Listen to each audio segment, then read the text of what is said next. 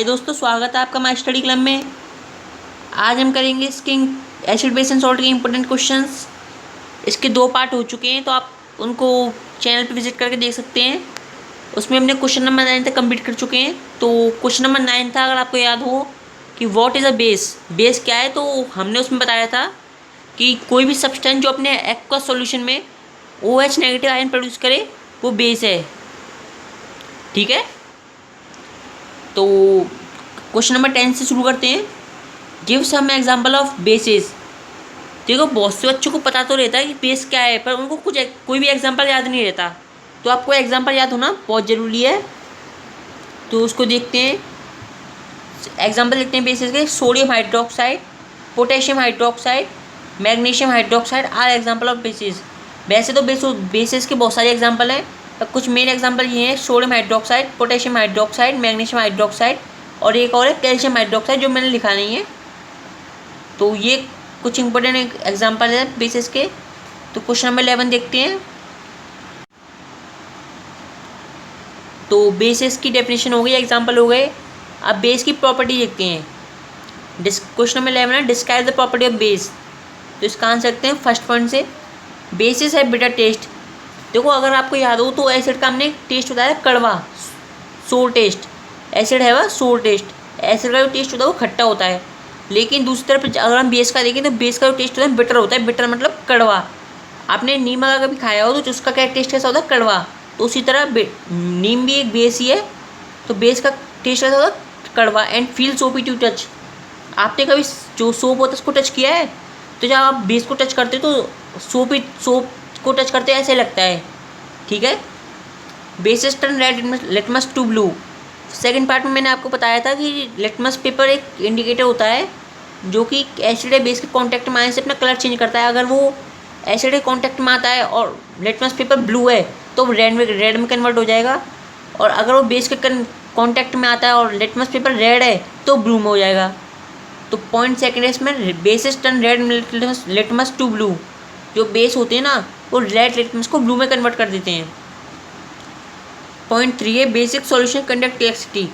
देखो, जैसा कि हम जो बेस एसिड सॉल्यूशन होता है वो भी कंडक्ट इलेक्ट्रिसिटी करता है क्योंकि उसमें फ्री आयंस होते हैं। उसी तरह बेसिक सॉल्यूशन में फ्री आयंस होते हैं, तो वो भी इलेक्ट्रिसिटी कंडक्ट कर सकता है।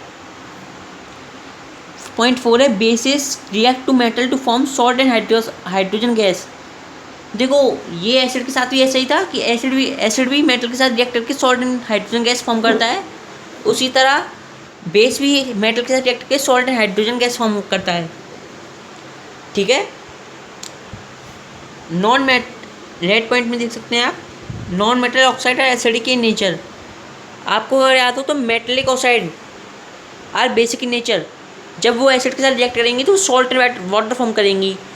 और non metal oxide acidic in nature, अगर वो बेस के साथ रिएक्ट करती हैं तो क्या फॉर्म करेंगी? सॉल्ट एंड वाटर, जो कि न्यूट्रलाइजेशन रिएक्शन के अंदर आ जाता है। ठीक है।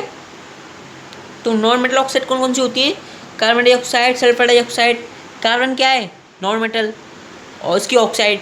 सल्फर क्या है? नॉन मेटल और उसकी ऑक्साइड। तो ऐसा होता है। ठीक है। और आगे देखते हैं। और हाँ, आपको एक पॉइंट ध्यान रखना है, मेटल कार्बोनेट कभी भी बेस से रिएक्ट नहीं करता।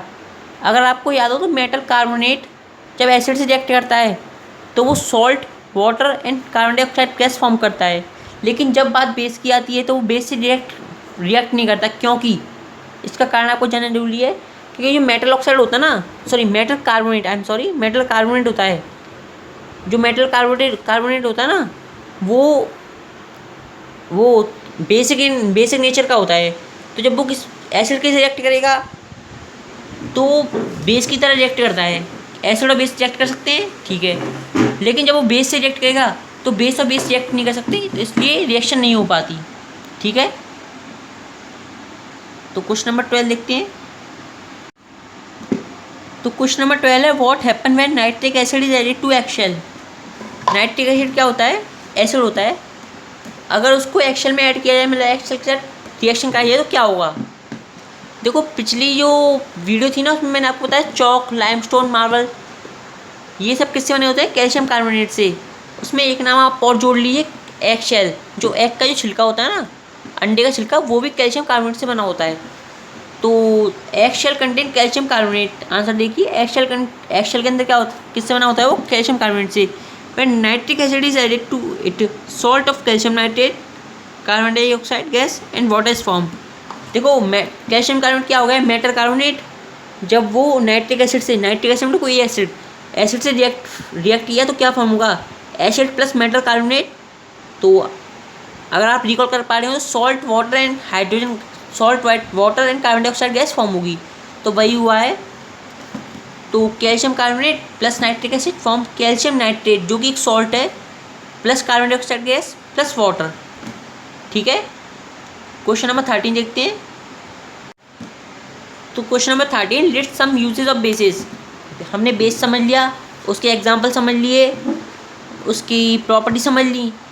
अब हम समझेंगे कुछ बेसिस के, पर्टिकुलर बेसिस के यूज़ क्या होते हैं इनकी।